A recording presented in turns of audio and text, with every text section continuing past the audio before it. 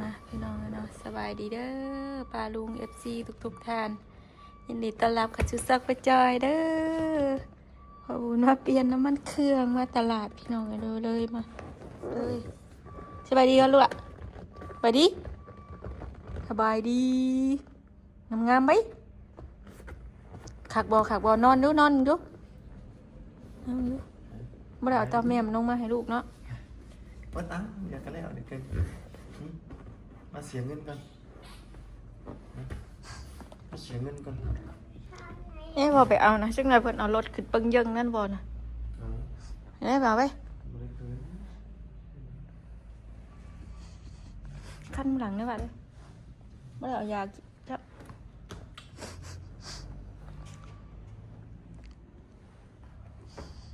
นั่งดีๆลูกอย่าเพิ่นจับได้สำดื้อ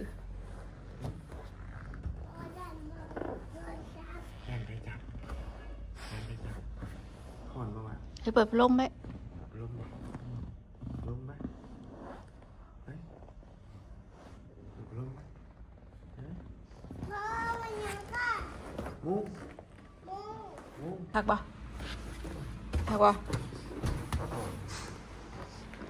บอกพ่อบุญหาเงินละลายซื้อให้ลูกแน่เหรอเฮ้ยบอกพ่อบุญซื้อหาเงินซื้อลูกแน่เหรอ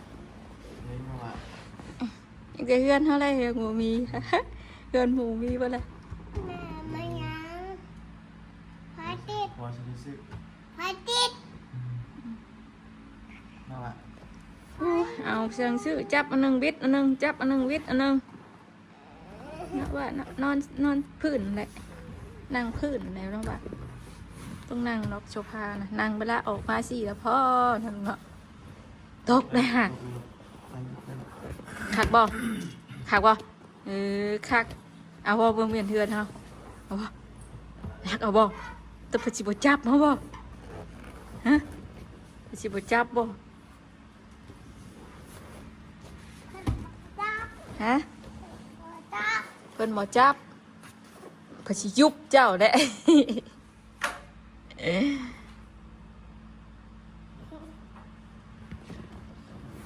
พอโทรศัพท์ระวังโดนจิ้งรถบาดโอกาสได้นางจิ้งรถพอดีเลยพอดีบ้านนอนเลย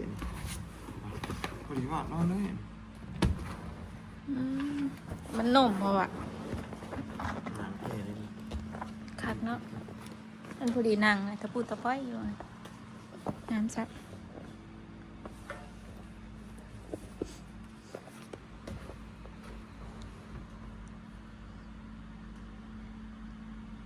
ตัวอยากได้วะตัวเศร้ากินนมเด้อแม่สิเก็บเงินอันแม่มเจ้าเด้อไว้ซื้อให้เด้อเอาบ่ยาบ่กินแม่มยาบ่ยาไหมเบิกแม่สิถามนี่ว่า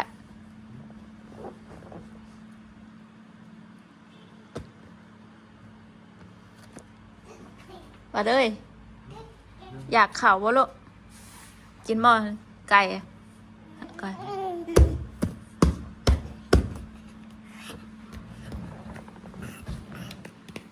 นี่แม่สิถามระวังแม่มกับอันนี้ว่าสิเอาอันไหนฮะเอาอันไหนเอาอันนี้บ่เช้ากินแม่มเด้อเสร็จเด้อเช้ากินแม่มเด้อว่าสิเลือกอันนี้เพิ่นว่าลูกกับเช้ากินแม่มเด้อจักปีนึงนี่แม่ต้องเก็บให้ไล่สำลูกบ่กินแม่มฮะบ่เอาแม่มเนาะเอาแม่มเนาะเอาแม่มบ่หรือเอาอันนี้ฮะมาตลาดพี่น้องเนาะมาตลาดเลยพอบุญเปลี่ยนมาเสียเงินแกะให้พ่อแกะให้ไปลูกไปกินบ้าง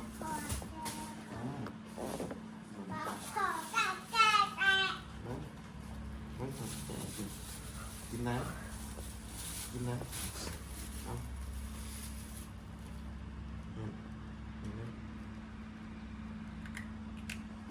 กรอบคักแท้ครับ แข็งหน่อยมันก็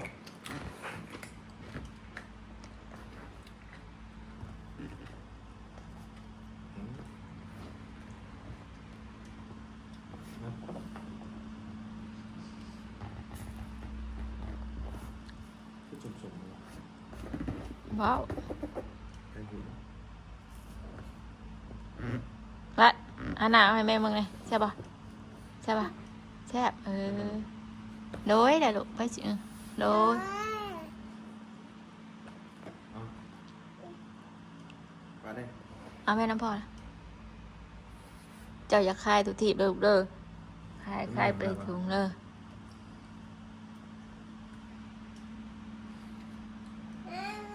กินไป เอาว่าซาลาเปาเนี่ยเอาป่ะซาลาเปาน่ะ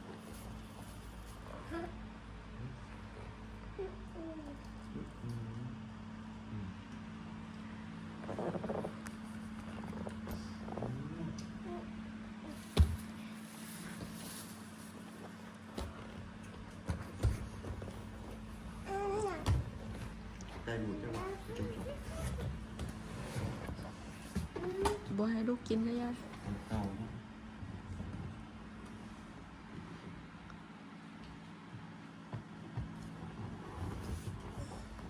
วัด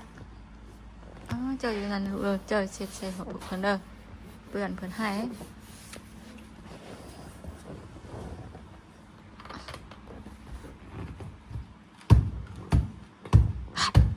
เพิ่นให้เงินพีเลยพีเลย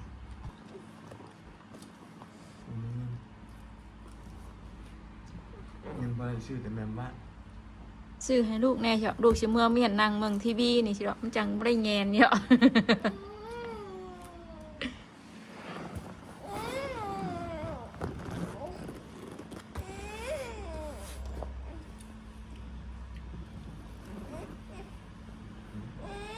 มายังดอกมายังบ่ เอา คายออกมาเบิดบ่คือลูกอมยังจ้ะ ไม่พอจะชิมให้เด้อไก่เก่ง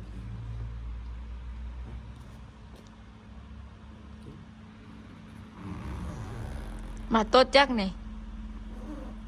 ว่ะมาโต๊ะจักนี่เสียงมันดังบ่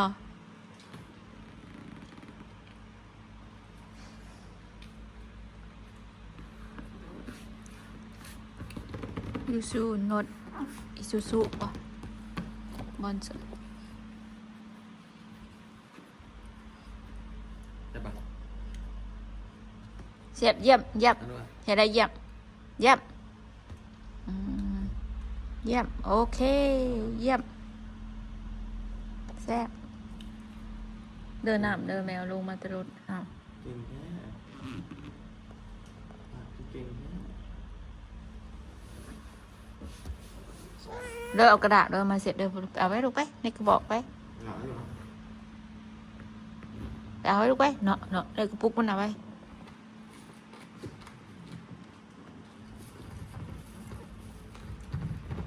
เอาชิมมันเลยลูก ไอ้ว่า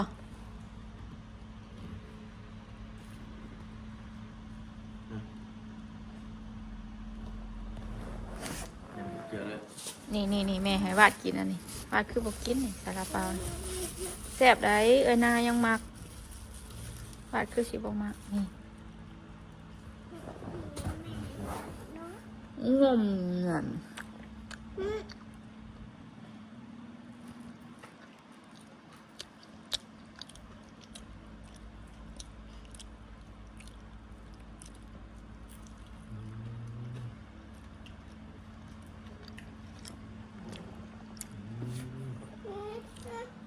นี่ปะอันนู้นเอาชิมมันเลย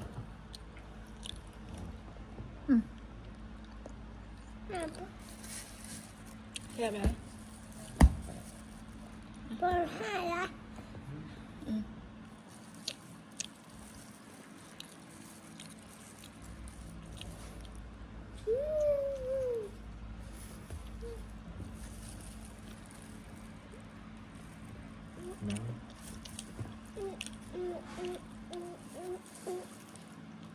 ชิมมันเหมือนกันว่ะมันแบบน้องเอาอะไร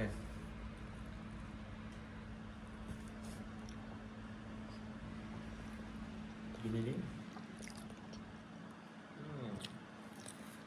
ซ่บบ่แซ่บบ่พอปอกจิ้มแล้วไง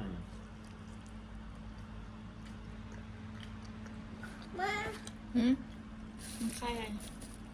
ดีไหม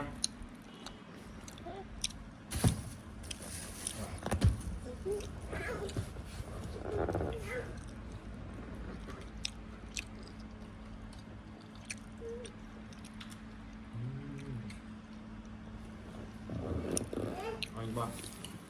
ร้อยสามสุ่มๆหรือเปล่าเนาะ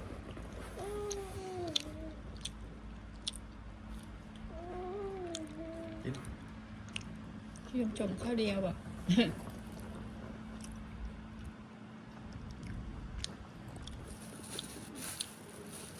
เจอที่เขาอะ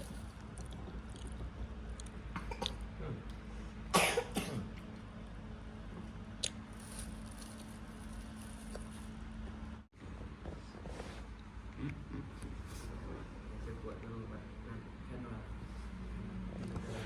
น้ำมันก็ได้ได้ครับแล้วก็เติมพัตตี้ไว้มันแบบพอดีมันชิพอดีถึงกับหลอดน้ำมันเครื่องเลยหลอดหนานะ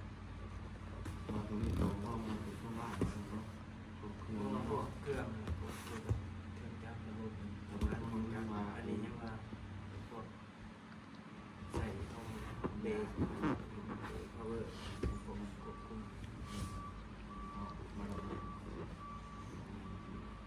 เราย้อนมาเปลี่ยนก็ได้เลย เปลี่ยนมาเดียวเงินบ่มีเปลี่ยนร่างไป มันก็ยังมาอยู่มาเสียเงิน พอเบิ่งค่ะพอติ๊กตัวสำคัญหายบอลติ๊กทั้งหมด8 ล้านเท่าไรพอ200,000เอา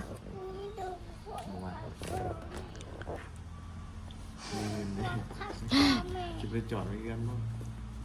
แต่ว่ามันต้องไม่เปลี่ยนหมดแล้ว มึงแหน่รถพอเจ้านะกินเงินหลายจ้ะ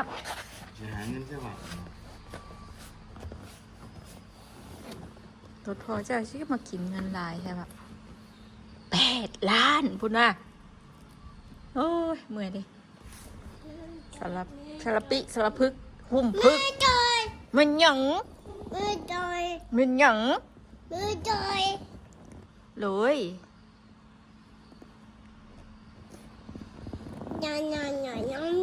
งในรถพอบุญกินเงินนะ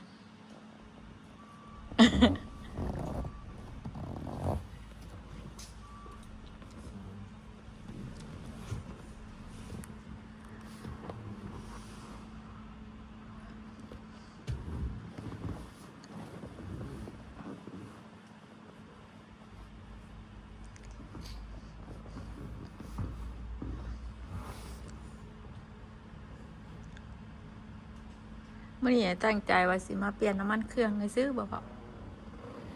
มาเสกมันแล้วหลายอย่างดิ หาเงินได้มั้ยนะมาเปลี่ยน ฮะ หาเงินได้มั้ยนะไหวนะเปลี่ยนรอบนึงเกือบ10 ล้าน20,000 บาท ตัวโพ เกือบ20,000 แต่ว่าเฮาอันเลือกเฮ็ดมันก็ไล่อยู่บ่นั่นที่งาน หรือว่ามันต้องเฮ็ดพร้อมกันสิตายห่าแล้วเนาะวะ 8 ล้านบาท อย่าอมลูกมันสิปุดลงคอบ้านนี่มันสิติดนี่ผมมายาวนะ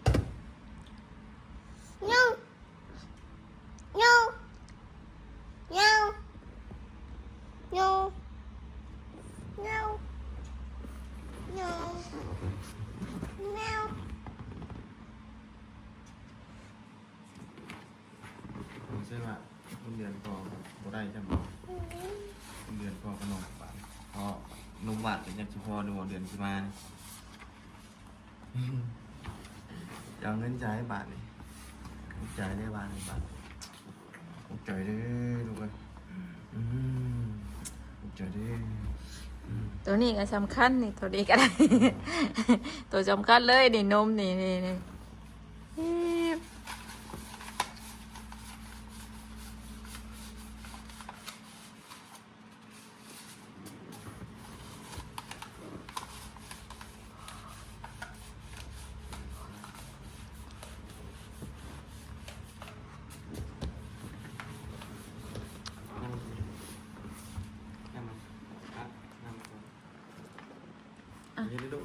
เอาด้วยไปพอไปไปพอกินน้ำแน่หรอก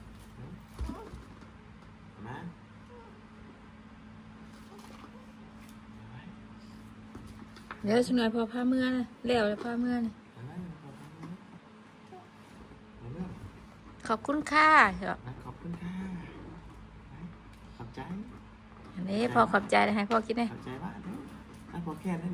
เอาพอเนาะแค่ไกลละ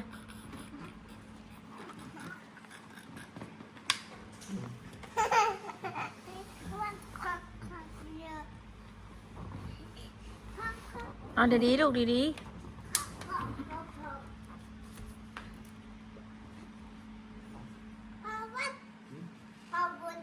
เดี๋ยว ไปแล้วนะ ไปใช้ ไปช่วยคน เอาทำไปเสียเงินก่อนพี่สลบก่อน แน่บ่บุญสลบแล้ สล ว บแล้วว่าเลยโอ้ย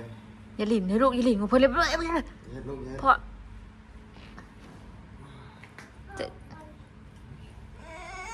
เจ้าอยากได้เจ้าก็เอาเจ้าเอาลูกแต่เจ้าจะดึงออกมาเบิดเพิ่นให้เลย เอาละ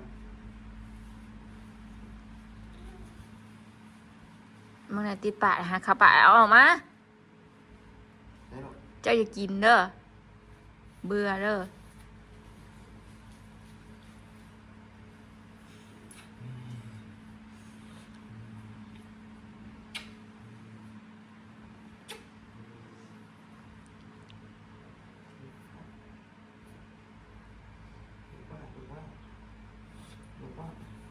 ลูกว่านะ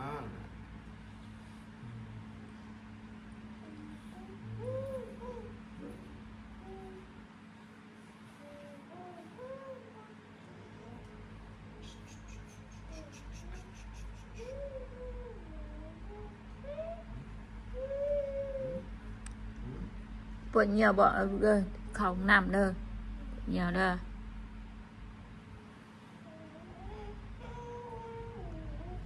มีอะไรบ้างมีอะไรบ้างเอาบ้างเอาไปฮะ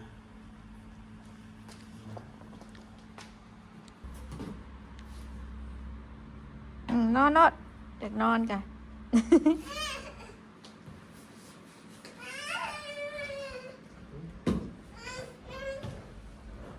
นอนไหม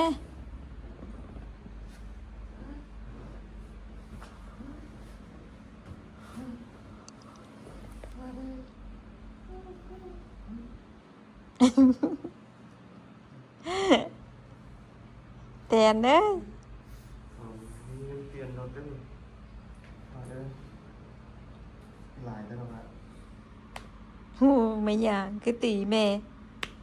ยังเนี่ยบ้ายามคิดดีติว่าชื่อไอ้บ้านแน่ติยาวไก่ อันนี้แล้วชื่อไอ้บ้านแน่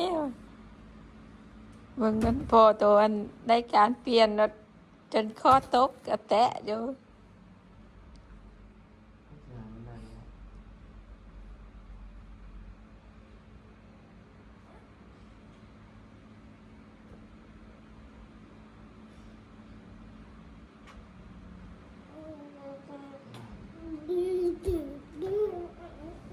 เปิดลาด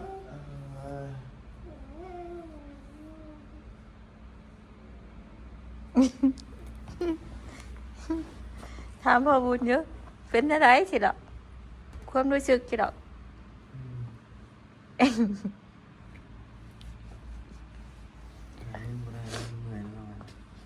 กับเดือนนี้โฆษณา YouTube ก็บ่ค่อยเข้าพี่น้องเนาะ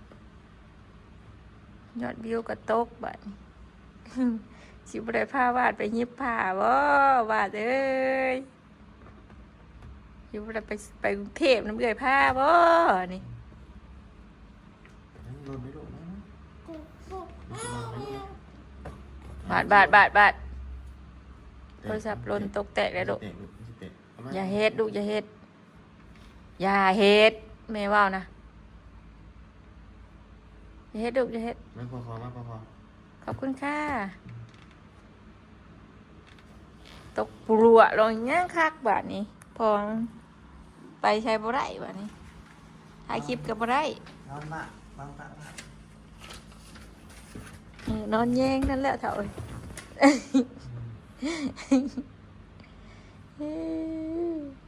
จะมาเสียเงินดีๆเท่าไหร่มีอ่ะคือเห็ดขนาดเห็ดใหม่เยอะว่าจะคือเห็ดตายใช่ไหมนั่นเมย์บ่มักได้เมื่อคืนนี้ค่ะเมย์เห็นนะฮะ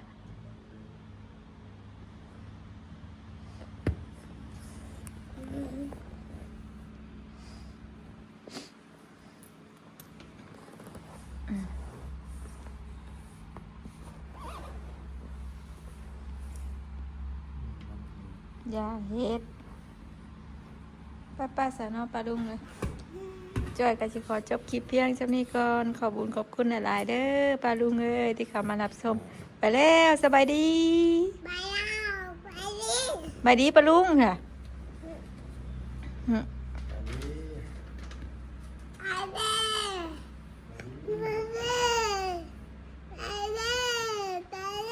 เอาดินออกก่อนเอาดินเข้าข้างในเอาดินเข้าข้างในเบ้าวันนี้สบายดี